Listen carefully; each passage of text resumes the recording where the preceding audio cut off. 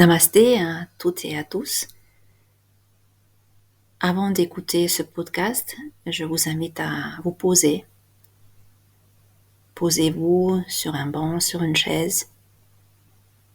Préparez-vous un grand verre d'eau ou une tasse de tisane. Fermez vos yeux. Gardez les pieds bien ancrés. Étirez la taille, redressez le dos et juste respirez. Expirez longuement, lentement et inspirez profondément.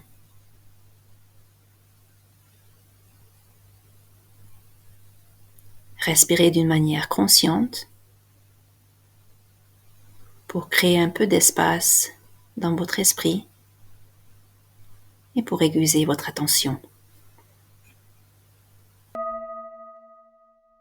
Bonjour Isabelle.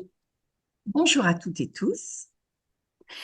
Isabelle, donc pendant les 2 derniers épisodes dans la série de cure de détox, tu nous as bien expliqué nos 5 monctoires, aussi surtout l'importance d'un état des lieux et comment on peut se mettre en action pour inclure des petits gestes dans nos quotidiens pour améliorer le bon fonctionnement de nos émonctoires. Tout à fait. Au yoga, avant de donner une technique précise aux élèves, on va s'assurer que cette technique leur est bien appropriée et en aucun cas, on ne cause pas une aggravation de son état de santé. On reste bien dans la bienveillance. Donc, je propose de commencer par cela aussi quand on parle vraiment de la cure de détox pour rester dans la bienveillance. Oui, tout à fait. Sachant que, en fait, les cures de détox, alors, elles sont très à la mode, on en parle beaucoup, surtout actuellement, on va dire, c'est la période. Elles sont vantées. Je vais dire, elles sont vantées à juste titre, car elles permettent elles ont un réel bienfait pour beaucoup d'entre nous, mais pas pour tous. Et ça, c'est un point important qu'on oublie souvent. Il y a des contre-indications et il est important, en fait, de les connaître avant de se lancer dans une cure de détox. Alors, en ce qui concerne les contre-indications, alors, on va commencer. Donc, les femmes enceintes ou allaitantes, les enfants, les personnes anorexiques ou ayant des troubles du comportement alimentaire, les personnes ayant un indice de masse corporelle faible, les personnes en dépression, les personnes qui se sentent fatiguées. Ça, c'est un point important. Euh, en fait, si on a déjà un sentiment de fatigue, l'énergie qui va être nécessaire pour le travail complémentaire des émonctoires, en fait, va encore plus fatiguer la personne. Donc, quand on se sent fatigué, on ne fait pas de cure de détox. On traite la fatigue, le pourquoi on est fatigué, et après, éventuellement, on fera une cure de détox. Mais on ne fait pas l'inverse. C'est un point très important. Merci Oui, de tout à fait. Ouais, c'est vraiment très important. Si vous êtes fatigué, pas de cure de détox. On récupère de l'énergie et après, on fait la cure de détox. Un autre cas d'exclusion, ou tout du moins de prise de conseil, ce sont les personnes ayant une pathologie, et ce, quelle que soit la pathologie. Les personnes sous traitement ou régulièrement sous traitement médicamenteux, elles doivent impérativement consulter leur médecin référent avant de prendre la décision de faire une cure de détox. Ça, c'est vraiment un point essentiel et une grande vigilance à avoir par rapport à ça. Sachant qu'il ne faut pas oublier qu'une cure de détox peut mal se passer. Le corps peut mal réagir à un draineur choisi, et tout simplement parce que soit le draineur ne convient pas, soit le changement est trop rapide. Ça, c'est un point important, je vais y revenir. Et en fait, tout simplement, les émonctoires vont être débordés. Il va y avoir trop de déchets à gérer.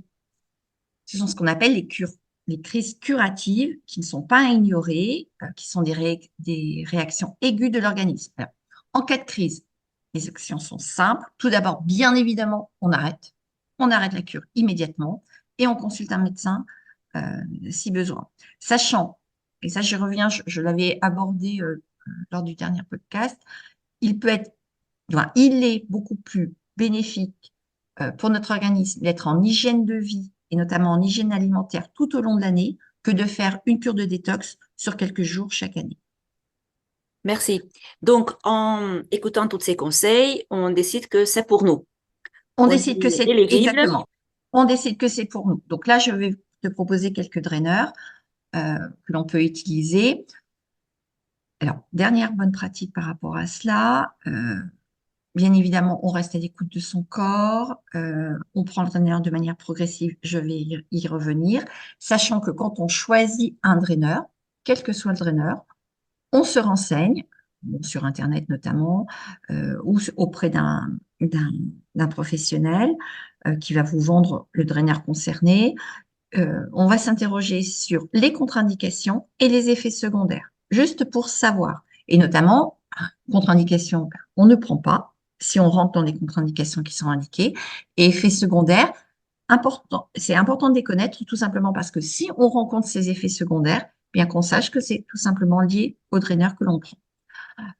Concernant en fait la durée des cures, généralement elles sont de 21 jours, mais on peut ajouter une semaine d'ajustement. Je m'explique. Tu choisis un draineur à base de tisane, par exemple, et on t'indique que pour en fait faire ta cure de détox, tu dois prendre 3 grands mugs dans la journée, qui est à peu près, généralement les grands mugs, ça fait quoi? 1 litre de produit. Donc 3 litres, tu vois, 1 litre de tisane par jour. Eh bien, en fait, ce que moi je te conseille, c'est tout simplement pour les 2 premiers jours, tu prends qu'un seul mug et non pas 3. Et tu vois comment ça se passe. Tout se passe bien. Le 3e jour, eh bien, tu augmentes, tu prends 2 mugs par jour et tu vois comment ça se passe. Et le 5e jour, eh bien, c'est uniquement au 5e jour que tu vas véritablement appliquer la posologie indiquée. C'est uniquement au 5e jour que tu vas passer à 3 mugs par jour.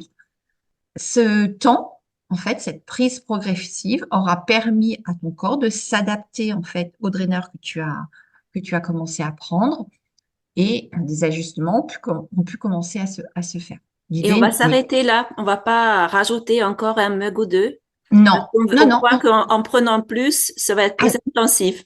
exactement. Alors ça, c'est un point important. En fait, au niveau des actifs, euh, tout simplement, il y a des doses conseillées et ces doses-là concernent tout simplement le fonctionnement optimal du draineur. Prendre plus n'est pas la bonne solution. Là, l'idée, en fait, c'est de prendre doucement, progressivement, mais pas de prendre plus. On t'indique que la tisane, son fonctionnement optimal, c'est 3 mugs par jour, donc 3 mugs, on va dire 33 centilitres, donc elle est globalement 1 litre. Eh bien, c'est pas la peine d'en prendre 2 litres. Il est indiqué 3 mugs, tu prends 3 mugs, pas plus. En fait, tu n'auras pas un effet supplémentaire. C'est l'effet optimal que l'on cherche. Donc, enfin, au regard de chacun des draineurs, il y a une dose optimale à prendre et c'est cette dose-là qu'il faut prendre et pas plus. En parlant des draineurs, peux-tu Oui, nous dire alors quelques alors, oui, alors quelques exemples de exemples? draineurs. Alors, sachant que les draineurs, en fait, on peut les prendre sous différentes formes. Alors, ça dépend vraiment de votre choix. Bon, une tisane, c'est ce qui est le plus connu. Ça peut être également sous forme d'ampoule, de poudre. Bon, il existe également des comprimés. Alors ça, en fait, c'est surtout au niveau des goûts, des choses que vous voulez prendre. On peut aimer certaines choses et pas d'autres. Donc voilà. Euh, Sachant qu'il existe également, et notamment au niveau des tisanes et d'ampoules, en fait, vous avez une composition de plusieurs actifs. Ça peut être une solution. Là, j'avoue que j'ai été unitaire sur les choix, mais il y a des composés en fait qui peuvent être aussi intéressants à prendre. Alors, concernant les draineurs diurétiques, voilà, actuellement, c'est la période, c'est la célèbre sève de bouleau, bien évidemment que l'on trouve dans les magasins bio généralement. Donc celle de bouleau hein, qui a des contre-indications et des effets secondaires à connaître, comme tous les draineurs que je vais vous proposer. L'ortie, le pissenlit, l'artichaut, sachant que l'artichaut est également connu pour son action sur le foie. Ça va me permettre de faire la transition vers les draineurs hépatiques. Alors les draineurs hépatiques, le jus de citron avec du gingembre, ça peut être une action simple. Ça, on Euh, prendrait plutôt à jeun le matin? oui, tout à fait. En fait, oui, tout à fait, tout à fait, tout à fait. le radis noir, qui est également très connu, le chardon-marie et le desmodium, que l'on peut aussi associer en faisant une alternance chardon-marie-desmodium, c'est assez intéressant, et le romarin.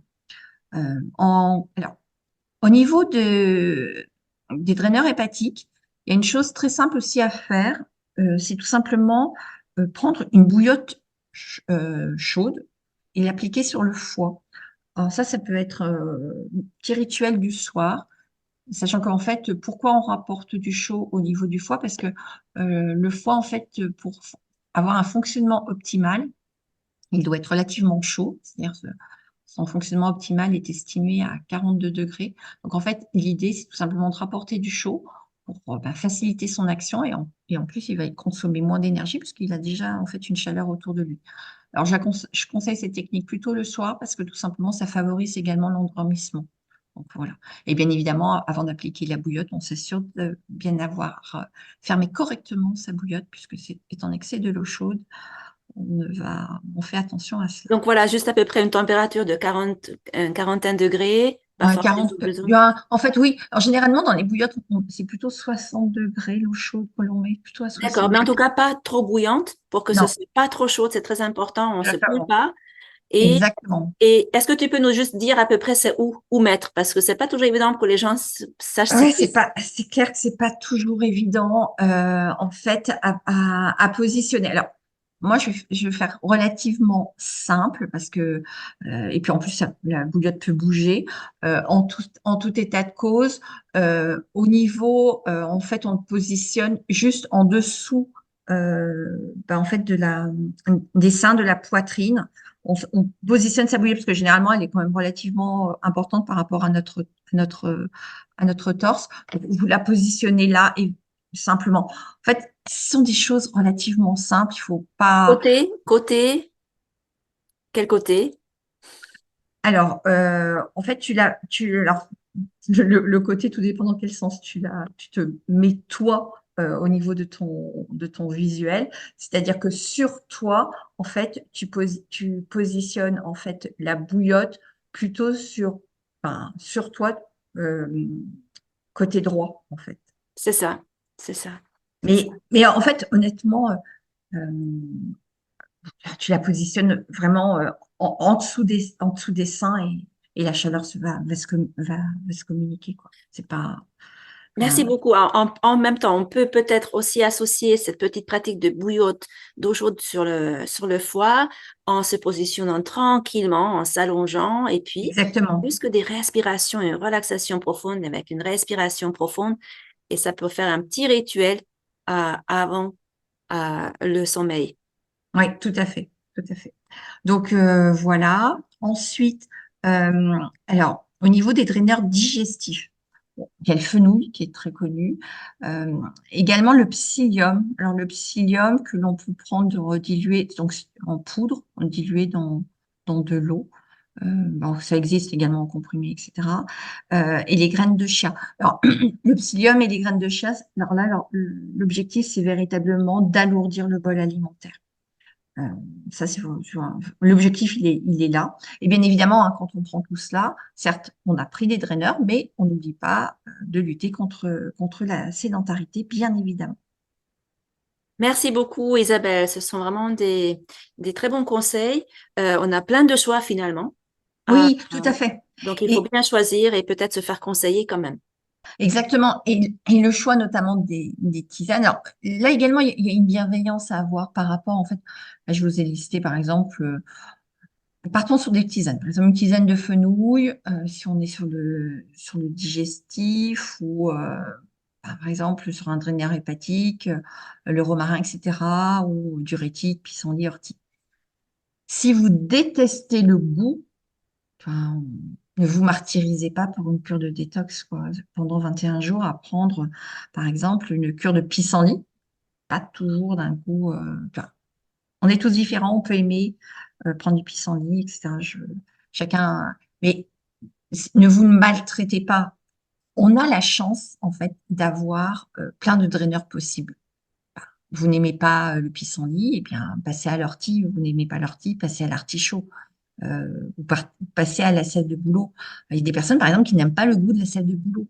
Très bien, c'est très à la mode, on en parle beaucoup, mais on ne va pas se contraindre pendant 21 jours à boire quelque chose qu'on va considérer comme étant une purge et qu'on déteste.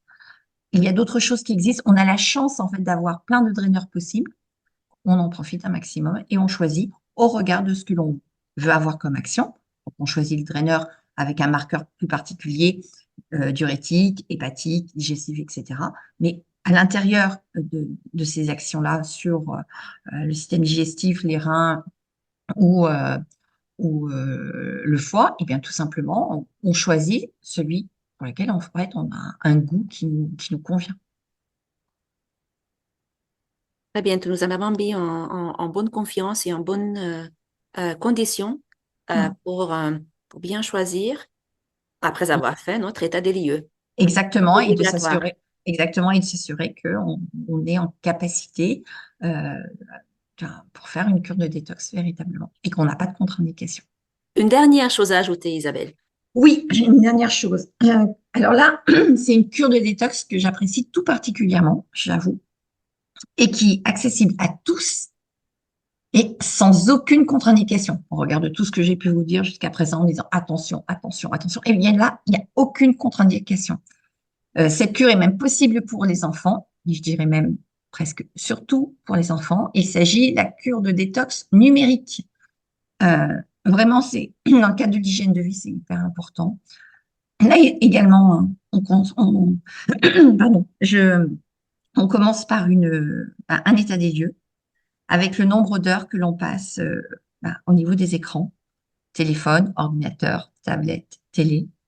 Parfois, ce simple état des lieux, en fait, facilite la prise de décision pour une forte modération du numérique, ainsi que, avec pour conséquence directe, tout simplement avoir plus de temps libre euh, pour pratiquer une activité artistique ou physique et lutter ainsi contre la sédentarité. Voilà. Et cette cure de détox numérique dans notre société, c'est important, en fait, de faire un état des lieux et d'essayer de la mettre en place.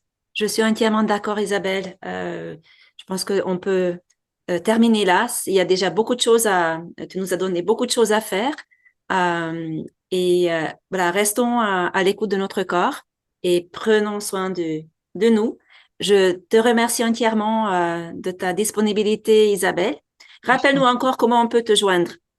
Alors, donc mon cabinet est installé donc à Roanne. Mon cabinet se situe vers la gare routière, rue Van Dyck Rousseau, et je suis joignable sur mon mobile au 06 14 81 46 00. Merci beaucoup. Je mettrai ça dans la description de ce podcast. Comme ça, vous aurez aussi le contact d'Isabelle. Je pense que c'est vraiment quelque chose qui est très important, la santé. Prenons Mhm. pas ça gratuitement. Il faut vraiment prendre soin de ce trésor Tout à fait, et au quotidien. et au quotidien. Merci beaucoup, Isabelle. Merci beaucoup, Eniko. Merci à vous tous et toutes, et prenez soin de vous.